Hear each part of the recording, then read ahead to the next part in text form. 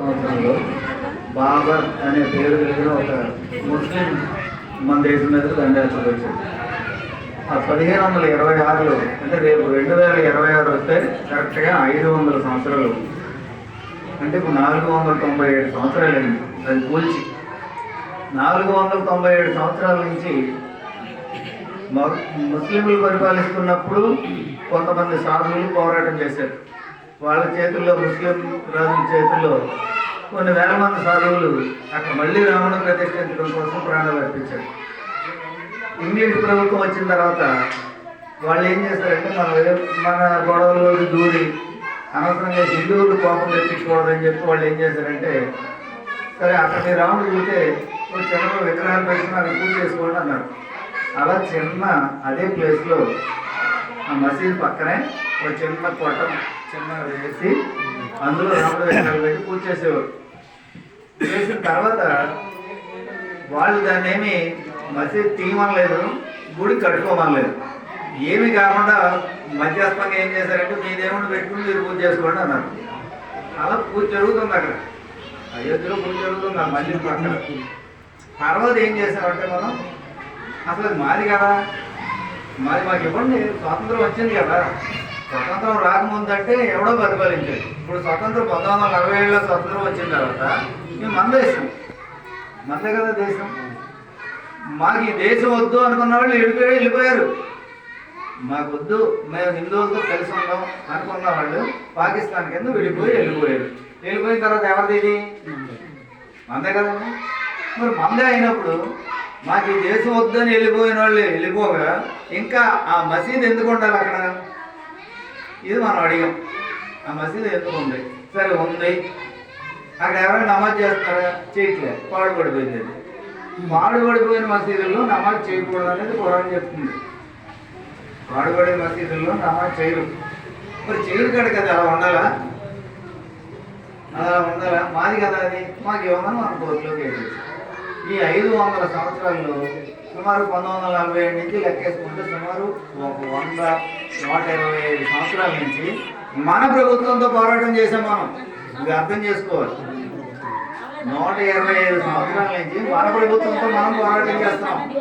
మనకి స్వాతంత్రం వచ్చాక 75 మొన్న రేపు 45 వస్తే 100 సంవత్సరాలు అయిపోతుంది. అంటే 80 సంవత్సరాల మన ప్రభుత్వంతో పోరాటం చేస్తే చాలా మంది మనం ఓట్లు వేస్తే గెలిచిన నాయకులే మసీదు ఉంటే మీకేంటి రాముడు ఎక్కడే గుడి కట్టాలా? మన ఊళ్ళో గుడి లేదా?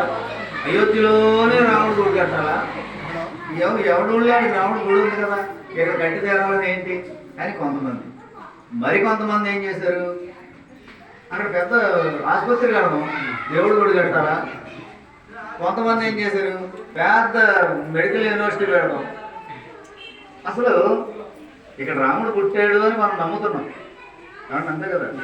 ఈ నమ్మక 80%, 100కి 80 మంది మనం ఉంటే 100కి 80 మంది నమ్మకానికి విలువ లేదు.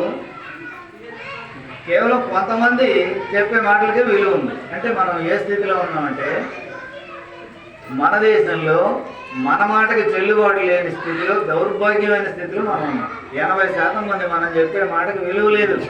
మన దేశానికి స్వాతంత్రం వచ్చిన చట్టాలు ఏ చట్టము మనకు అనుకూలంగా లేదు.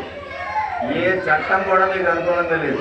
మీరు ఎక్కడన్నా గుడి కట్టాలంటే 100 పర్మిషన్లు, 100 రకాల వేధింపులు. ఇదే గుడి మీరు పెద్దది చేసి మంచి హాలు గీలు కట్టేసి ఒక గుడి పెట్టగానే రేపు ఎప్పుడో ఒక దేవాదాయ ధర్మాదాయ శాఖ కమిషనర్ వచ్చేస్తారు. వచ్చేసి గుడి మాకు అప్లైపోయినా లాగేసుకుంటారు, గుడి లాగేసుకుంటారు. అదే మిగతా వాళ్ళు ఎకరాలతోటి గుళ్ళు పెట్టి, పాఠశాలలు పెట్టి, ఆసుపత్రులు పెట్టి డబ్బులు సంపాదిస్తున్న వాళ్ళ జోలికి ఎవరు వెళ్ళరు. మన గుడికి వచ్చే ఆదాయం మీద ఒక మంత్రి, దానికి ఒక శాఖ ఉంది కదంటే దేవాదాయ ధర్మాదాయ శాఖ. కాబట్టి మనం లెక్కలాడికి అప్పచెప్పాలి. వాడు వచ్చి ఆ దేవుడి పొలాన్ని, దేవుడి ఆదాయాన్ని మన కోసం ఖర్చు పెడతాడా? మన దేవుడి కోసం ఖర్చు పెట్టరు. మేమేదో అడిగితే రేపు మరి రాముడు విగ్రహ ప్రతిష్ఠ జరుగుతుంది కదా, మరి ఆ రోజు మనం రామాలయంలో ఏమైనా కార్యక్రమం ఉందా అని అడిగాం. దానికి డబ్బులు లేవని, దానికి శాంక్షన్ అవ్వలేదు, డబ్బులు లేవన్నాడు ఆయన. అదేంటయ్యా ఊళ్ళో ఉన్న హిందువులు అందరం వచ్చి మేము ఊళ్ళో పండుగ చేసుకుంటామంటే డబ్బులు తీయమన్నాం మేము. తీయమంటే దానికి లేదండి అన్నాడు. అంటే రాముడికి ఎకరాల ఎకరాల పొలం ఉన్నా, రామాలయానికి కమిటీ ఉన్నా, రామాలయానికి కమిటీ ఉన్నా, మనం నచ్చినట్టు మనం ఆ కమిటీ కూడా మనం చెప్పినట్టు ఎంతది, ఆ నియోజకవర్గం ఎమ్మెల్యే చెప్పినట్టే ఎంతది. అర్థమైందండి? అంటే ఇప్పుడు మనం ఏమైపోయాము, సంతోషంగా మన రామాలయంలో మనం చేసుకోవడానికి కూడా హక్కు లేదు మనకి. ఇది పరిస్థితి. ఆ పరిస్థితి నుంచి అతి త్వరలో బయటపడాలని రాముడిని ప్రార్థిద్దాం. మనం రేపు విగ్రహ ప్రతిష్ఠ అక్కడ రాముల వారి విగ్రహం కాదు ప్రతిష్ఠించేది, ఇక్కడ రాముల వారి విగ్రహం ప్రతిష్ఠించుకుంటున్నాం మనం. అంటే రాముడు భారతదేశపు ఆత్మ, రాముడు భారతదేశపు ఊపిరి. ఎవరినైనా దీవించేటప్పుడు మనం ఏమంటాం, సీతారాముల్లో ఉండండి, పార్వతీ పరమేశ్వరులో ఉండండి అంట. ఈ రెండే చెప్తాం. లక్ష్మీనారాయణలో ఉండండి అంతేనే మూడేనా. సీతారాముల్లో ఉండమంటే అయ్యో అడవిలో ఆవిడాను, అడవిలో ఈయనను, లంకలో ఆవిడే ఉండమనే కాదు. అడవిలో ఉన్నా లంకలో ఉన్నా ఒకే మనసుతో ఉన్నాం. అది రోజు ఎదురుకుండా ఉండే కొడుకు చేస్తున్నాం మనం ఇంట్లో, అవునా కదా? ఎదురుకుండా ఉండి కొడుకు చేస్తున్నాం. ఇవాళ అమ్మాయి ఉద్యోగం చేస్తుంది, అబ్బాయి ఉద్యోగం చేసి, ఎవరి ఏటీఎం కార్డు వాడిది, ఈ ఏటీఎం కార్డు ఇది, పిల్లల సంగతి ఏమో తెలియదు. దీని అమ్మబాబు ఎక్కడ ఉంటారు, వాడి అమ్మబాబు ఎక్కడ ఉంటారు. చివరికి ఈ నలుగురు కలిసి ఈ నలుగురిని పట్టుకెళ్ళి అందులో వృద్ధాశ్రమాలు హైదరాబాద్లో సుమారుగా 600 వృద్ధాశ్రమాలు దగ్గర ఉన్నాయంట.